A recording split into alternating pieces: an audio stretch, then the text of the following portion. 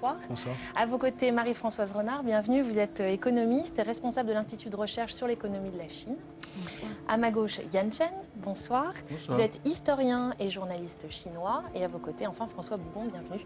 Vous êtes journaliste au Monde, spécialiste de l'Asie, ancien correspondant de l'AFP à Pékin. Bienvenue à tous. Alors, Michael Stank, d'abord, quand on regarde votre documentaire, on se dit, mais est-ce la fin du Made in China? C'était l'idée de départ? C'était une des idées de départ, mais la principale idée, c'était d'après le constat qu'on avait fait sur plusieurs pays d'Asie entre 2010 et 2012 qui avaient été confrontés à des grèves massives d'ouvriers, notamment donc en Chine, au Cambodge et au Bangladesh, je m'étais demandé, et on s'était demandé avec mon caméraman, pourquoi dans ces trois pays, au même moment, sur 2 ans, il y avait une explosion de grèves d'ouvriers dans des usines, qu'elles soient locales ou que ce soit des multinationales. Donc suite à ça, on s'est dit, on va aller voir, on va aller un petit peu enquêter dans ces trois pays et partir à la rencontre de ces ouvriers et voir quelles étaient leurs revendications et qu'est-ce qui était commun à ces ouvriers dans ces trois pays. La parole se libère aujourd'hui en Asie, en Chine notamment. Alors en Chine, c'est un peu particulier. Oui, je pense que la parole est libérée chez les ouvriers, notamment dans la nouvelle génération, c'est-à-dire la génération des jeunes ouvriers, celle qui est née dans les années 80 et 90. Oui, la parole est assez libre. Alors après, ça dépend ce qu'on appelle libre, de quoi on parle, mais en tout cas, sur ce qui est de leur quotidien en tant qu'ouvrier, la parole est très libre. À partir du moment où il n'y a pas une confrontation directe avec le gouvernement, mais une confrontation surtout avec les patrons des usines, la parole est libre. Vos réactions sur ce documentaire, Yan Chen? Je trouve que c'est un bon documentaire qui montre bien les conditions des ouvriers en Chine et dans d'autres pays, Cambodge et Bangladesh. Et je pense aussi ça montre que la mondialisation, c'est quelque chose qui prend une propension de plus en plus vite et une accélération de tous les pays qui on va les enrouler dans ces mécanismes en quelque sorte irrésistibles. Mais pour ça, je pense qu'il faut qu'on interroge, parce que ces films, pour moi, ça nous donne l'occasion, ça nous interpelle comment interpréter ces mondialisations et comment voir qu'est-ce qu'on doit faire face à ces mouvements. Et on va y revenir. Marie-Françoise Renard, peut-être? Oui, j'ai trouvé aussi très intéressant ce documentaire. Je trouve qu'on voit bien le virage que la Chine est en train de prendre. Il y a quelque chose qui a changé depuis quelques années, disons le début 2010, 2011, 2012. Et finalement, son modèle est en train d'évoluer d'une façon assez comparable à l'évolution du modèle d'autres pays d'Asie. Et je trouve que ce documentaire pose bien les bases de ce changement et de cette nouvelle voie un peu que va prendre la Chine. Je partage un peu le sentiment de l'économiste. Moi, je ne suis pas du tout économiste, mais ce moment particulier que vit la Chine, qui a besoin de passer à un autre modèle. Le modèle sur lequel il évacue des bas salaires, l'exploitation des ouvriers est à bout de souffle. Et ce qui est intéressant, c'est de voir aussi que ça a une traduction aussi politique. En fait, ça a été repris, c'est pas nouveau, hein, c'est depuis les années Hu Jintao, Wen Jiabao, c'est un discours social assez important. Après, dans les faits, est-ce que ça se réalise vraiment? Ça, c'est une autre question. Alors justement, pourquoi cet éveil maintenant? Quelle a été l'évolution? Certainement, sur les 10 dernières années, il y a eu des faits marquants, beaucoup de manifestations, beaucoup de revendications. Comment on en est arrivé là, à ce tournant? Yan Chen. Je pense que sans doute Madame en face, là, qui Marie-Françoise Renard, sur l'économie est mieux placée que moi pour répondre à cette question. De mon côté, avec mon observation sur l'évolution de la société, je pense que après 20 ans, 25 ans de croissance, il y a une crise de croissance pour la Chine. Il y a surtout une crise de redistribution de ce résultat de cette croissance. En même temps, la société n'a toujours pas trouvé une voie légale de l'expression. Et donc, il y a tous ces éléments qui fait que on est arrivé à un stade, malgré les risques, on doit prendre le risque pour s'exprimer. Oui, je crois qu'il y a un phénomène qui est assez général. C'est qu'on sait qu'en matière de commerce international, que plus les pays s'ouvrent, plus les niveaux de salaire se rapprochent. C'est-à-dire que les pays à bas coût de salaire vont voir leur salaire augmenter au fur et à mesure de leur ouverture internationale. Ça s'est passé comme ça dans tous les pays. Donc la Chine arrive à ce stade-là. Donc ça, je dirais, c'est un cas général. C'est pas spécifique à la Chine. Ce qui est plus spécifique à la Chine, c'est d'abord l'arrivée d'une nouvelle génération qui n'a pas connu les privations que leurs parents ont connues. Et puis je crois aussi un phénomène qui est très important, c'est l'urbanisation. Parce que c'est difficile de contrôler des paysans mécontents qui sont répartis sur tout le territoire, mais ils ne sont pas tellement dangereux, ils ne vont pas se regrouper. Alors que l'urbanisation, elle est dangereuse et elle a été ralentie en Chine, notamment pour ça. C'était pour pas donner trop d'avantages aux nouveaux urbains potentiels, mais c'était aussi pour éviter qu'ils se regroupent, qu'ils manifestent et qui éventuellement remettre en cause le régime. Et l'urbanisation, elle est devenue très importante en Chine, donc ça joue probablement sur les nouveaux pouvoirs que peuvent avoir des ouvriers. Et puis sans doute aussi cette façon de se réunir pour contourner le syndicat unique en Chine, puisqu'en fait il n'y a qu'un seul syndicat officiel. Michael, vous allez nous expliquer ça? Oui, ce qui est intéressant, et pour rebondir sur ce que disait Madame, c'est que c'est vraiment cette nouvelle génération qui est peut-être en train de marquer un tournant, en tout cas dans les milieux On va le ouvriers. voir. Tout simplement parce que c'est une génération qui n'est absolument plus isolée, contrairement aux parents de ces jeunes ouvriers qui, eux, venaient chercher du travail en ville pour retourner à la campagne. En ce qui concerne ces nouveaux ouvriers, c'est plus du tout le cas. Eux, ils n'ont absolument pas envie de retourner à la campagne, ils ont envie de rester dans ces villes et donc d'être considérés comme des citoyens à part entière. Et aujourd'hui, évidemment, l'autre phénomène, on en parlera peut-être tout à l'heure, c'est celle des réseaux sociaux. Ces générations d'ouvriers sont constamment en réseau, constamment sur Internet, via leur smartphone, et donc peuvent quand même communiquer entre eux. Et ils savent même, pour ceux en tout cas que j'ai rencontrés, ils savent même qu'il y a une grève à l'autre bout de la ville, qu'il y a une grève dans une autre province, qu'il y a une grève dans une autre ville. Ils le savent par texto, par chat, par tout ce que les réseaux sociaux leur permettent. Alors justement, on va réécouter un des rédacteurs en chef au China Labor qui nous parle de cette nouvelle génération. Les parents de ces jeunes ouvriers voulaient absolument gagner encore de l'argent pour l'envoyer à leur famille. Mais aujourd'hui, la nouvelle génération n'a pas cette obligation. Ils ont déjà une maison construite dans leur province natale, mais souvent ils n'ont pas encore d'enfants et ne sont pas encore mariés. Ils viennent travailler en ville pour vivre dans ces villes et devenir des citadins. Ils n'espèrent plus vivre comme leurs parents et veulent devenir des ouvriers, des nouveaux citoyens. Ils espèrent travailler pour profiter de la vie moderne et ça, c'est vraiment différent. Et nous accueillons Alain Denisot. Bonsoir. Bonsoir. Vous êtes syndicaliste, président de l'association Commission Enquête Chine. Merci d'être avec nous. Alors, cette nouvelle génération, d'abord, est-ce que sa force, ce n'est pas de ne pas avoir connu le traumatisme de Tiananmen et des massacres de ces époques-là, du début des années 90? Moi, je pense que ce que vous disiez tout à l'heure, la parole s'est libérée. C'est quand on connaît un peu la Chine, quand on connaît un peu la Chine urbaine, c'est ce qui frappe aussi et ce qui explique aussi pourquoi ces réseaux sociaux, ce qu'on appelle les Weibo, les microblogs sont aussi populaires. C'est que ça permet aussi une libération de la parole et une diffusion de la parole. C'est ce qu'on appelle en Chine la génération des Palingro, Tiolingro, c'est-à-dire des gens qui sont beaucoup plus, non pas individualistes, je dirais pas ça, mais qui sont beaucoup plus revendicatifs, qui n'ont pas peur d'assumer ce qu'ils veulent. Et ça va de pair aussi avec, sur le plan politique, une montée de plus en plus forte et une revendication même par le pouvoir politique de respect des droits, en fait. Et donc, ce sont des thématiques qui, l'une avec l'autre, expliquent aussi pourquoi on se trouve en présence de cette situation à l'heure actuelle. Mais alors, quel type de réseaux sociaux, par exemple? Parce que Facebook, typiquement, est interdit en Chine. Donc, est-ce que ce sont quand même des réseaux sociaux qui sont contrôlés? Ou comment, justement, cette parole peut-elle être libre sur ces réseaux-là? Les réseaux sociaux chinois, c'est simple, ça s'appelle ce qu'on appelle les Weibo, en fait. En français, c'est microblogs. Et c'est des réseaux c'est des sites qui ont été développés par les principaux opérateurs chinois, qui sont en l'occurrence Sina et Tencent, et qui sont technologiquement très en avance. On a toujours un peu tendance à voir en France, en Occident, l'Internet chinois comme étant uniquement une manière de copier les Américains. Et c'est faux. Je veux dire, ils ont utilisé d'une certaine manière le copier Facebook, etc. Mais ils ont développé eux-mêmes des outils qui sont très très performants.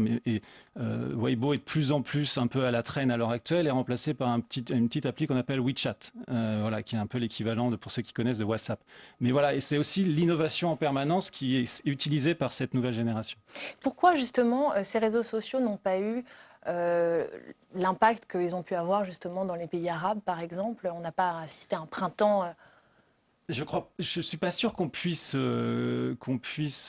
c'est pas la technologie qui va entraîner forcément je veux dire, la révolution va pas être tweetée comme disaient certains. Je suis pas sûr qu'on puisse faire un rapprochement entre les pays arabes et la Chine.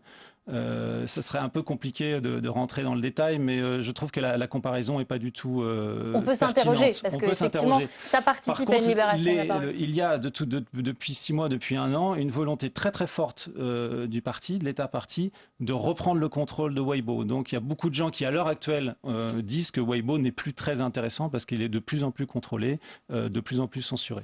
Yan Chen, vous voulez réagir à ça? Oui, le Weibo avait joué un très grand rôle, et surtout dans les années entre 2010, 2012, dans 2011, on a parlé de l'année Weibo, c'est-à-dire que c'est vraiment là, il a joué.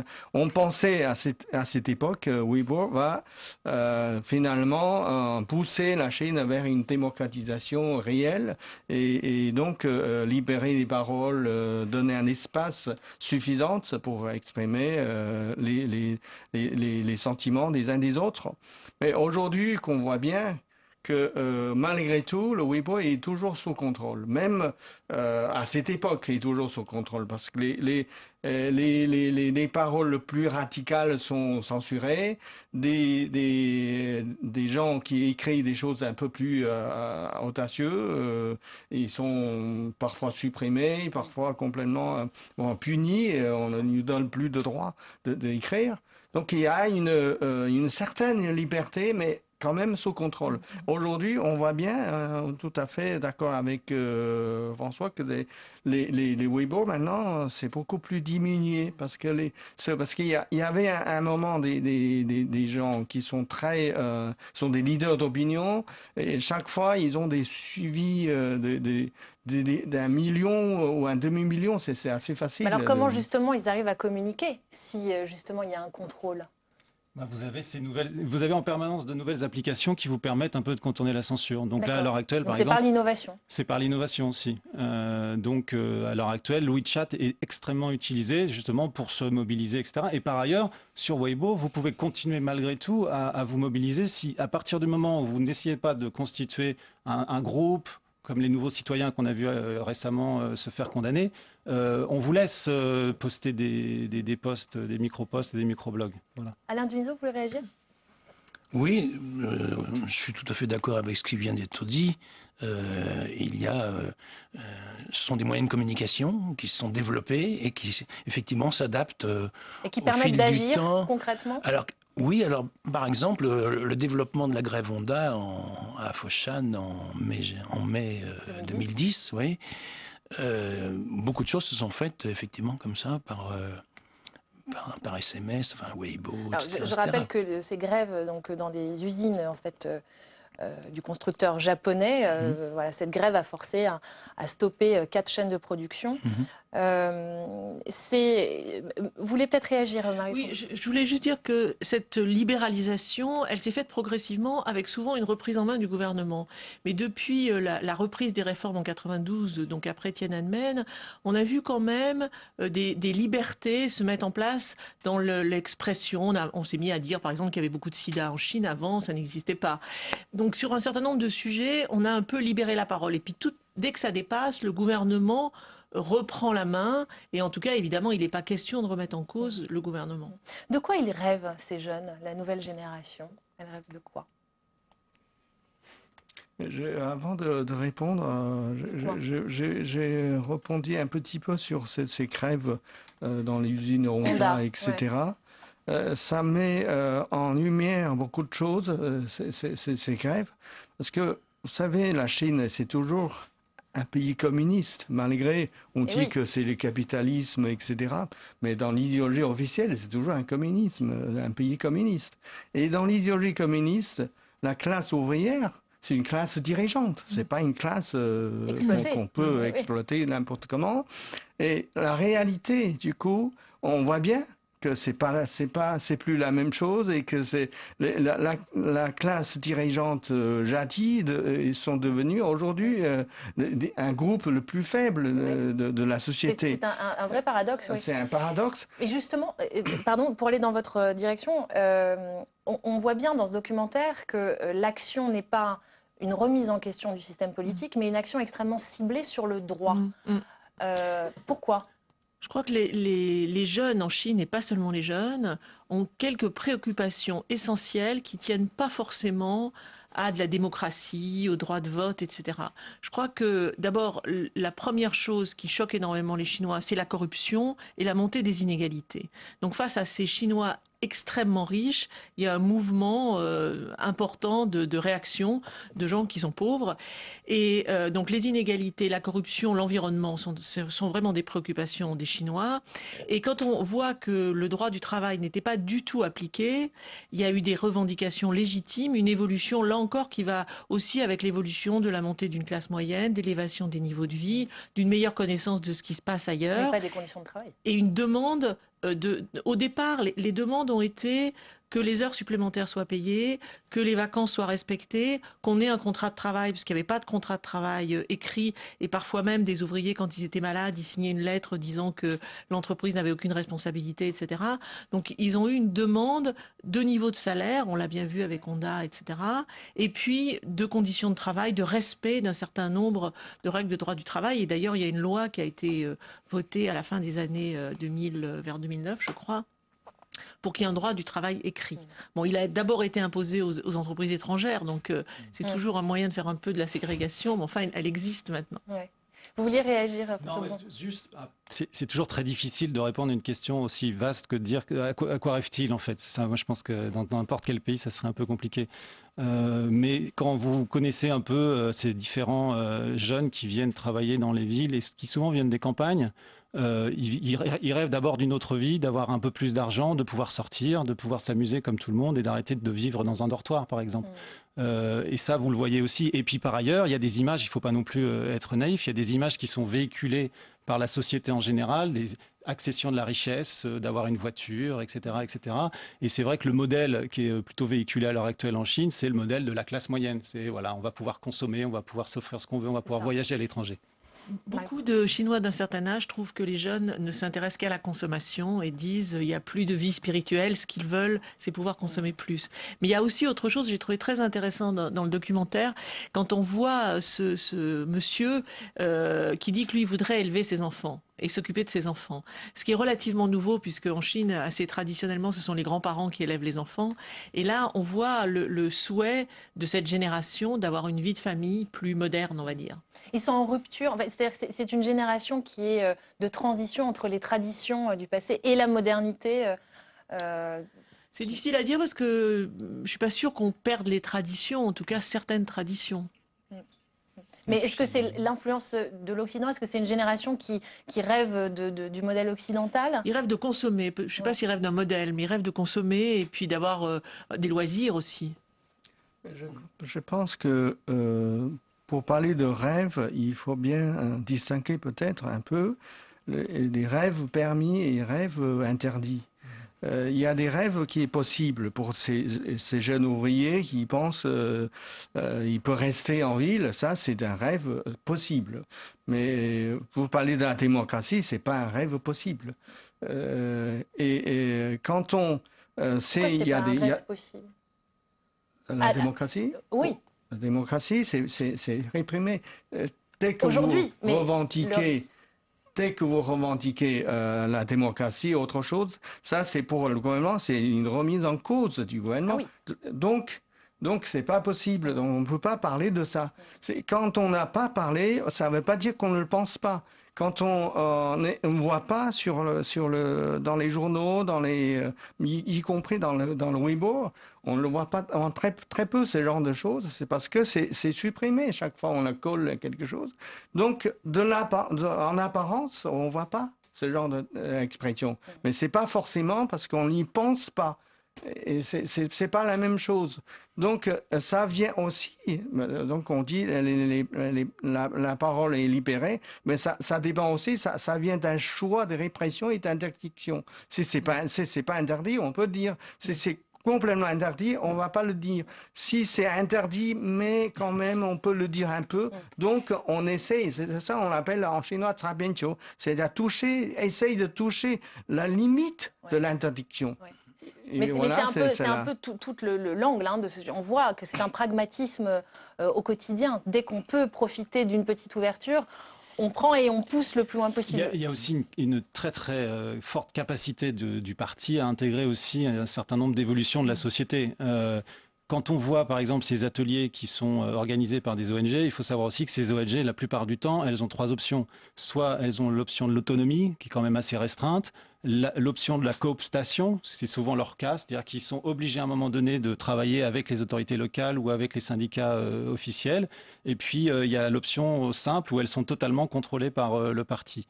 Là, par exemple, on a en ce moment un conflit dans une usine Hitachi en Guangzhou. C'est une jeune femme qui avait décidé de revendiquer des droits pour ses collègues, etc. Et l'usine, les patrons de l'usine veulent la virer parce que justement, ils se sont mobilisés pour qu'ils puissent avoir des représentants syndicaux. Et ils ont bien vu que ça allait être elle qui allait être élue, donc là ils l'ont licenciée. Il y a toute une mobilisation et ils ont reçu le soutien de la municipalité et des autorités du district. Donc on voit bien aussi ces jeux entre les différentes autorités. C'est très bien montré dans le livre de Han Dongfang, celui qui s'occupe du China Labour Bulletin à Hong Kong. Il y a malgré tout aussi de plus en plus dans certaines provinces le fait que les autorités soutiennent les initiatives des ouvriers. Alain Denisot, vous voulez dire quelque chose? Oui, François Bougon a tout à fait raison. Ce cas montre, le syndicat officiel même de la municipalité et du district ont soutenu les efforts de cette femme, qui était cadre de direction quand même, et qui a été mis dans un placard aux archives, je crois. Enfin bon, bref. Et simplement pour avoir voulu que les cotisations de sécurité sociale soient versées, et effectivement pour une élection de délégués syndicaux, enfin des élections syndicales et puis des représentants des travailleurs. Le problème que vous posiez tout à l'heure sur ces jeunes, que veulent-ils, etc., ils veulent, on le voit dans le film d'ailleurs, il y a deux choses. Simplement, ils veulent vivre. Il y a ce truc très émouvant de ce garçon, effectivement, qui est très jeune et qui dit « moi, je veux voir ma fille », pas comme la génération d'avant où on ne voyait pas les enfants. Et cette jeune femme aussi qui sort d'une séance de formation et qui dit « moi, je veux défendre mes droits ». Donc les droits, c'est ce que disait madame tout à l'heure, c'est-à-dire en fait, ce sont des contrats de travail, c'est être payé normalement, avoir des augmentations de salaire normales en fonction de l'inflation. Voilà, le PIB grimpe, mais si vous voulez, les salaires, ils grimpent quand même moins vite que le PIB. Donc ça n'est pas normal. Et pour ça, il leur faut des représentants. Donc la question de la démocratie, à mon avis, c'est de trouver posée d'une certaine façon avec ces ouvriers de chez Honda qui ont eu leurs propres délégués. C'est-à-dire qu'ils ont pris leurs affaires en main. Y compris, ils sont obligés de s'affronter avec des nervis du syndicat officiel. Donc là, ça a été quelque chose de chimiquement pur. Il fallait choisir ses propres représentants pour défendre ses droits. Voilà, ses droits et ses revendications. Oui, je suis d'accord avec le fait que le gouvernement sait s'adapter et évoluer en fonction de ces différents mouvements. Mais en regardant le film, je me disais quand même, que se passerait-il si c'était des étudiants qui manifestaient ? Et je pense que là, ce serait beaucoup plus réprimé par le gouvernement parce que les demandes sont beaucoup plus larges et beaucoup plus politiques que les demandes des ouvriers qui sont certes politiques mais qui sont quand même assez ciblées sur le respect de leurs droits et non pas sur une remise en cause plus générale. Alors ce qui a aussi accéléré le changement en Chine et en Asie, c'est évidemment les effets de la crise économique mondiale. On réécoute ce patron chinois qui a délocalisé ses usines au Cambodge.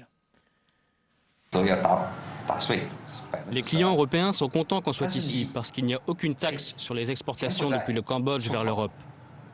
Alors que depuis la Chine, il y a 12% de taxes à payer. Donc évidemment, les profits sont meilleurs en étant ici. Avec la crise économique de 2007, les prix des produits n'ont pas arrêté de baisser.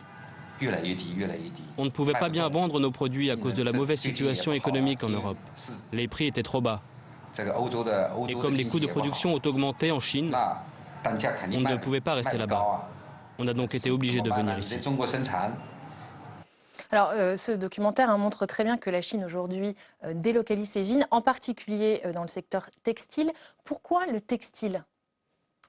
Le textile est un secteur qui demande beaucoup de main-d'œuvre, en tout cas celui que fabrique la Chine. On peut avoir du textile haut de gamme, mais la Chine fabrique du textile bas de gamme, très bon marché, qui demande beaucoup de main-d'œuvre. Et donc, l'augmentation des coûts salariaux en Chine lui coûte très cher et elle est obligée de délocaliser. Ça n'est quand même qu'un aspect de ces délocalisations, parce qu'elle délocalise en Europe aussi, donc il y a d'autres raisons.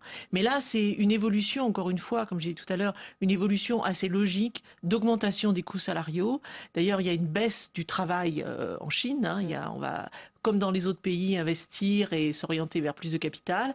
Mais donc, le travail est un peu cher. Donc, les industries qui demandent beaucoup de travail, on va les délocaliser dans des pays qui sont encore moins chers. Donc, le textile, comme on a vu, c'est aussi le cas de la chaussure, par exemple, où la Chine a délocalisé en Éthiopie, pour les mêmes raisons. Vous vouliez réagir, François? Non, mais moi je voulais réagir juste sur le... Parce qu'en fait, quand on voit ces patrons, ils pourraient être français, ils pourraient être... Enfin, un patron reste un patron d'une certaine manière. Ce qu'il essaye de faire, c'est de trouver le meilleur rapport qualité-prix d'une certaine manière. Et pourquoi je dis ça? C'est parce que je trouve qu'il y a quand même une certaine hypocrisie occidentale. C'est-à-dire que c'est facile de dire les Chinois, mais ces entreprises, quand ils vous parlent de sous-traitance, etc., pourquoi ils sont obligés de jouer sur les prix et tout? C'est parce que vous avez des grandes entreprises, je ne vais pas donner des marques ici, mais tout le monde les connaît. C'est les marques que nous on achète, nos enfants les utilisent, nos smartphones, etc. Donc voilà, moi quand j'entends ça, je suis toujours un petit peu énervé par l'hypocrisie occidentale. Alain Désir ? Tout à fait. François Bougon a absolument raison. Je sais pas, le prix d'un iPhone, le coût manufacturier d'un iPhone, je crois que c'est 2%, c'est à peine 2%.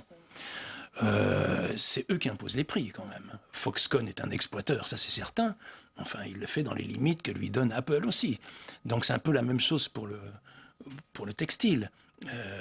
Voilà. Aujourd'hui, ce matin, pardon. Vous aviez, ce qui était intéressant, c'était il y a quelques années une journaliste britannique, je crois, qui était basée à Hong Kong. Elle a mené une enquête pendant 2 ans sur tout ce qui était charte éthique. Vous savez, à un moment donné, dans les grandes entreprises, les grandes multinationales, on s'est dit, tiens, il faut faire des chartes éthiques parce qu'il y a la pression des opinions publiques. Et en fait, elle avait découvert que les Chinois, en tout cas les patrons chinois qui dépendent donc de ces multinationales, c'était tout à fait adapté. C'est-à-dire qu'ils construisaient des usines Potemkin, des usines modèles, où quand on faisait visiter aux représentants qui étaient chargés de rédiger cette charte éthique et de voir si elle était vraiment appliquée dans les usines, alors, tout était bien, etc. Sauf que 100 ou 150 mètres derrière, il y avait une usine où alors là, vraiment, les conditions n'étaient pas du tout respectées, sauf qu'on ne leur faisait pas visiter. Et les patrons qui étaient interrogés par cette femme disaient, mais nous, on ne peut pas faire autrement. Ils font une telle pression sur les prix que si on devait respecter l'éthique, les salaires, etc., on ne pourrait pas vivre. Et de toute façon, il y aurait un concurrent chinois, un de nos collègues qui ferait autre chose et qui, lui, gagnerait sa vie. Enfin, effectivement, c'est parce que les consommateurs achètent, d'une part, et d'autre part, parce que les grands groupes occidentaux mettent la pression sur les prix pour avoir les prix les plus bas possibles. Mais je pense qu'on ne peut pas dire que ça n'a qu'un temps, mais il y a aussi une évolution dans la consommation, et la plupart des pays, petit à petit, fabriquent des biens qui sont quand même de meilleure qualité, et petit à petit, les Chinois vont aussi acheter des biens de meilleure qualité qu'ils vont fabriquer eux-mêmes. Et donc, dans les relations que la Chine va avoir avec le reste du monde, avec les pays développés notamment, il y a aussi son souci justement de monter en gamme. Alors c'est l'autre face de la délocalisation. Sur certains secteurs, elle va délocaliser et sur d'autres secteurs, elle va essayer de monter en gamme. On y reviendra. Est-ce que la Chine aujourd'hui, est-ce que la croissance de la Chine aujourd'hui est en danger? Est-ce qu'il y a un net ralentissement? Écoutez, moi je ne suis pas visionnaire, mais je ne crois pas que la croissance de la Chine soit en danger. C'est normal qu'il y ait un ralentissement. Dans tous les pays pauvres, il existe ce qu'on appelle un phénomène de rattrapage, qui fait qu'au début, ils ont des taux de croissance très rapides, parce qu'ils étaient dans une très grande pauvreté, et avec une nécessité de réallouer les facteurs de production, comme disent les économistes, de façon plus efficace, parce qu'il y avait énormément de gaspillage. On a bien vu en Chine, il y avait plus de 90% de la population qui était dans l'agriculture, qui n'était pas efficace du tout. Donc, dans un premier temps, on réorganise l'économie, donc on a un très fort taux de croissance. Après, il est logique que ce taux de croissance y ralentisse. Mais c'est une pression pour le parti? C'est une pression parce que la légitimité du parti ne tient pas à des élections. Elle tient à la croissance économique et elle tient à l'amélioration du niveau de vie de la population. Donc s'il y a trop de chômage, il est mis en danger. Yan Zhen, vous voulez réagir? Oui, je suis tout à fait d'accord. L'économie, c'est la base de légitimité aujourd'hui du parti.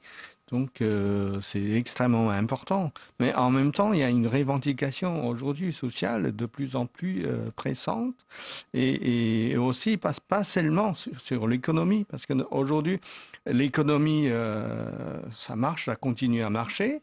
Mais la redistribution est en cause, puisque pourquoi il y a une telle inégalité sur des gens qui sont au départ, qui sont de la même classe, si on peut dire la classe. Donc il y a des patrons, il y a des ouvriers, il y a les démunis qui sont des urbains, des paysans, mais aussi vous avez les puissants, ce sont les bureaucrates, les fonctionnaires locaux qui sont très riches, mais en même temps, ils ne devaient pas être aussi riches que ça. Donc la corruption, et du coup, on voit pourquoi le gouvernement, le parti, essaye d'aller en avant, surtout dans ce secteur-là, pour aller contre la corruption. Mais maintenant, il faut poser aussi la question, quelle campagne anti-corruption est-ce que c'est légitime, est-ce que c'est juste ou pas? Et si c'est juste, il faut aussi faire participer les citoyens, etc. Or, les citoyens qui réclament justement une campagne anti-corruption, ils sont arrêtés. Donc, il y a quand même un paradoxe tout à fait. On a quand même vu un avocat qui qui soutenait des gens qui luttaient contre la corruption être emprisonné pour cette même raison. C'est quand même assez paradoxal pour un gouvernement qui veut lutter contre la corruption.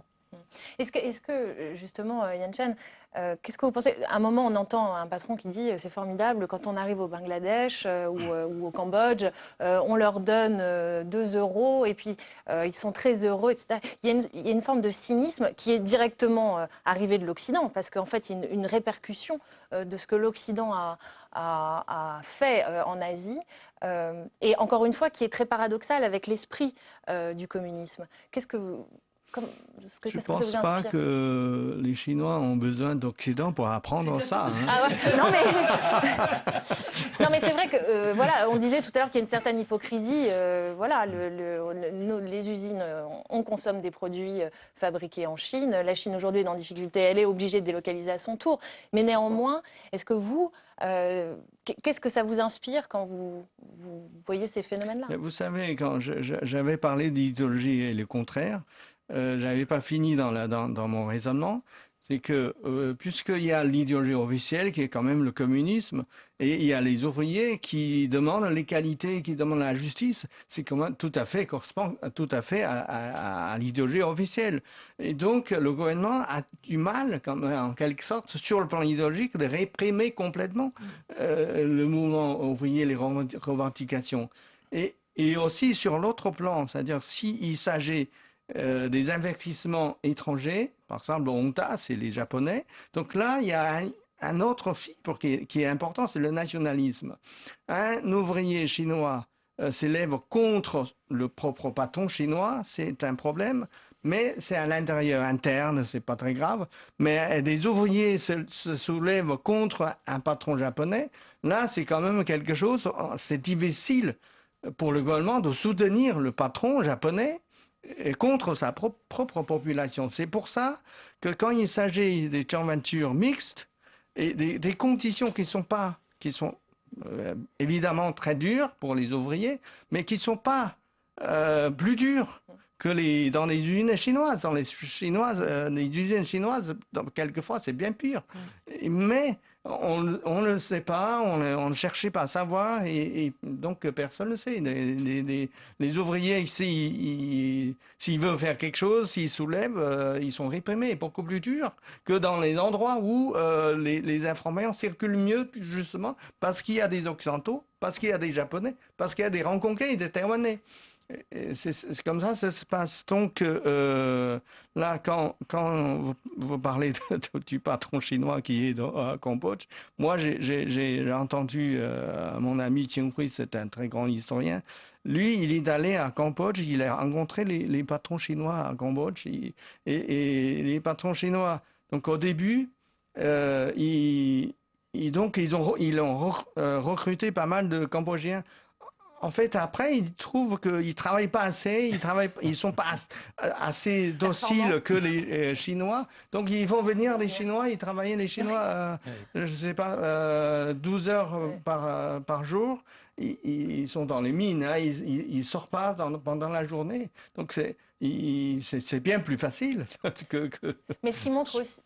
allez-y. Oui, simplement, je voulais signaler qu'il y a eu des manifestations à Hong Kong de la Confédération syndicale indépendante en soutien des travailleurs cambodgiens du textile sur lesquels les manifestations, la police a tiré faisant 4 morts, et il y a aujourd'hui une vingtaine de délégués ouvriers emprisonnés.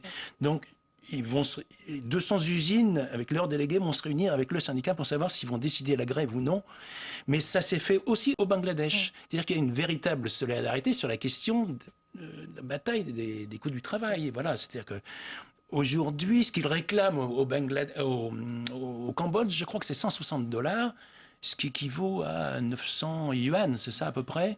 Et 900 yuan, on est loin des 1600 yuan de Shenzhen, par exemple, qui est le salaire minimum. Alors justement, ce qu'on voit, c'est que au Cambodge, les ouvriers ne se laissent pas faire et on réagit tout de suite.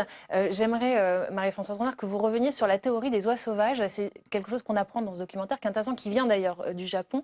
Oui, oui, c'est une image pour illustrer le développement industriel d'un certain nombre de pays en Asie. Au départ, le Japon, c'est-à-dire le Japon commence à produire des biens qui incluent peu de technologie, qui sont des biens de plutôt faible qualité. On se souvient des montres, des réveils japonais qui étaient de mauvaise qualité. Donc il exporte des biens de mauvaise qualité. Puis petit à petit, il monte en gamme, et c'est un autre pays, qui va exporter des biens de moins bonne qualité. Comme ce qu'on voit se passer actuellement en Asie, on l'a vu avec le Japon. Il a été la première de ces oies sauvages, et puis les suivantes ont été Singapour, la Corée du Sud, Taïwan, etc. Et puis ce mouvement s'est fait comme ça avec tous les pays d'Asie qui ont des modes de développement qui sont finalement assez proches, avec un démarrage qui se fait avec une main-d'œuvre peu qualifiée, très mal payée, et des produits de mauvaise qualité. Et puis petit à petit, on augmente les salaires et on produit des biens de meilleure qualité. Alors, ce qui veut dire que si aujourd'hui, dans ce système de délocalisation, si les ouvriers cambodgiens se révoltent, si au Bangladesh c'est la même chose, c'est-à-dire que le système atteint quand même ses limites. Oui. Qu'est-ce qui va se passer ensuite? C'est-à-dire que ça veut dire que la fin va être sans doute plus proche. Alors, il y a plusieurs possibilités, parce que quand on augmente les salaires, on peut augmenter les prix, on peut diminuer les profits aussi. Donc, les patrons vont faire un arbitrage entre les possibilités d'augmentation des prix en ayant toujours des marchés, parce que même si les prix des produits, les meilleurs marchés textiles, etc., augmentent, ils sont encore nettement moins chers que des produits fabriqués en Europe de l'Est, etc. C'est pas le même style de produit, et de ce point de vue-là, la division du travail a vraiment été faite. Les industries textiles se sont restructurées, etc. Donc même si les prix augmentent un petit peu, ils vont pas forcément perdre beaucoup de parts de marché. Et puis ils peuvent aussi être conduits à avoir des profits un peu moins importants, mais certains ont des profits très importants. François Bougon. Juste sur la Chine, je pense que parce qu'on parle beaucoup de délocalisation d'usines chinoises vers le Cambodge, etc. Ça concerne peut-être quelques secteurs, mais c'est quand même encore marginal. Il ne faut pas oublier que la Chine a aussi un espace très très pauvre, qui est l'Ouest chinois, le centre-Ouest, etc. Et qui a énormément d'efforts faits par le gouvernement et les gouvernements locaux pour attirer tous ces secteurs, toutes ces usines qui étaient en bas de gamme, etc., donc qui se déplacent plus vers l'intérieur, et celles qui se trouvaient sur la côte, maintenant, montent plutôt en gamme, comme le disait Madame Renard. Absolument. Donc voilà, il y a aussi ce côté-là en Chine, où on a encore une capacité à intégrer des usines, où on continue à exploiter des ouvriers dans le centre et dans l'ouest de la Chine. Mais quelle est la position en fait, du parti par rapport à ça? C'est maintenir avant tout une stabilité politique. Quand le parti concède les augmentations de salaire, c'est justement parce qu'il sait que... Déjà, il faudrait, alors je me tourne vers Chan Yen parce que je n'ose pas dire, je pense pas qu'on puisse parler d'un parti. C'est-à-dire que vous avez sûrement différentes, moi j'aime pas trop les termes de faction, mais différents courants au sein du parti, et ils n'ont pas tous forcément la même vision.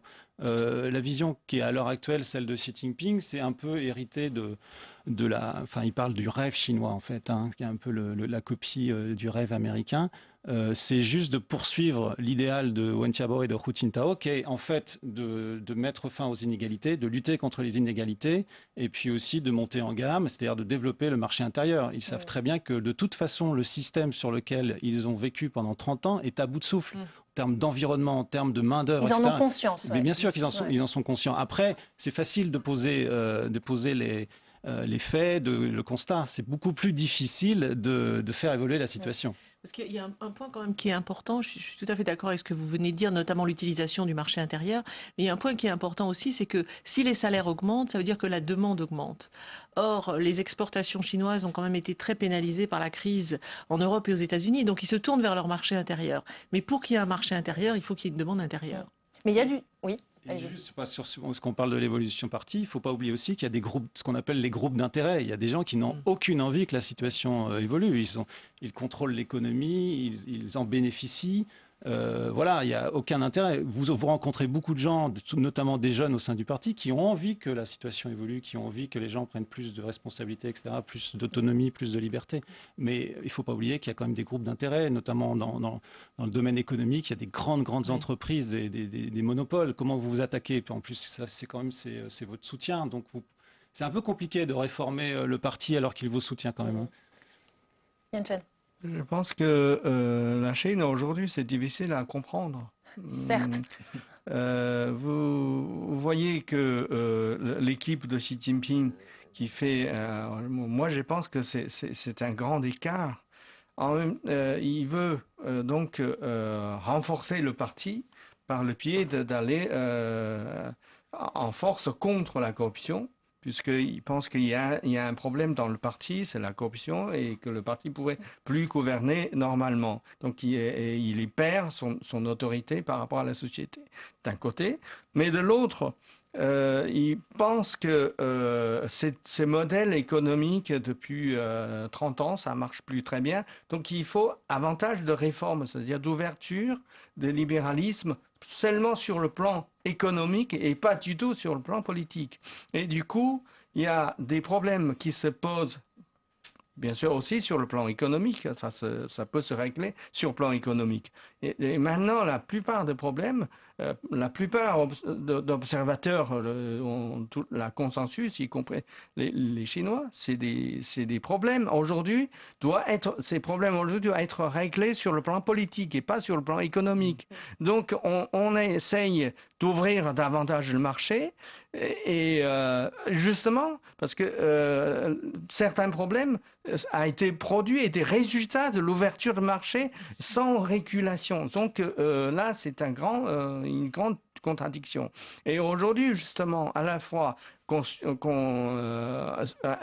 censure les intellectuels, la presse, et on frappe les fonctionnaires, et donc on ne sait pas qui est le vrai soutien du parti, donc on ne sait plus très bien, justement. Donc on va voir, parce que là, à la fois, on voit bien que la Chine reste stable comme le parti souhaite, mais en même temps, il n'y a plus de confiance dans la société par rapport à cette politique. On voit très bien à travers multiples signes et des phénomènes, et surtout les entrepreneurs privés, les entrepreneurs étatiques encore plus, ils sont en train de fuir la Chine en masse aujourd'hui.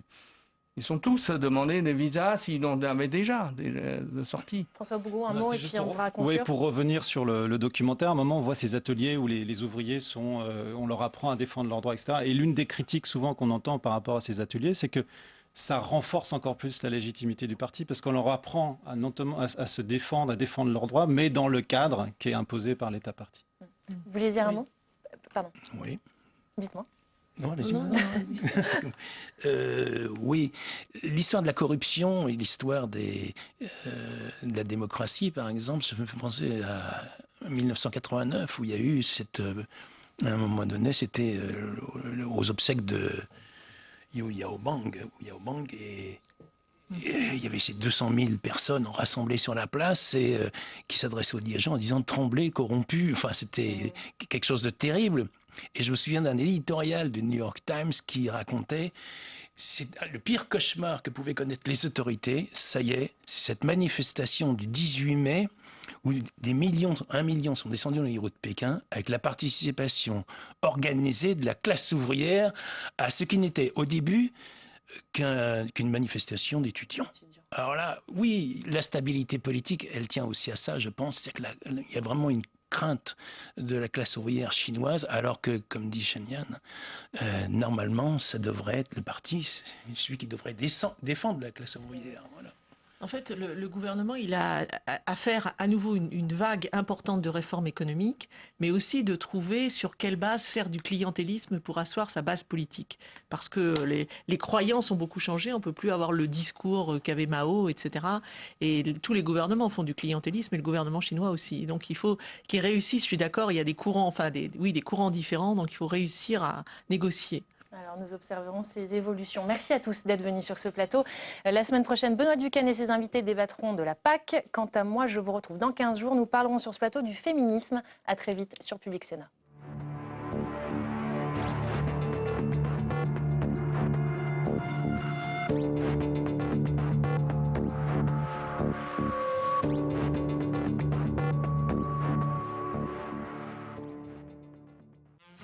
Demain, dès 8h30, retrouvez en direct Perrine Tarnot qui dévoilera les coulisses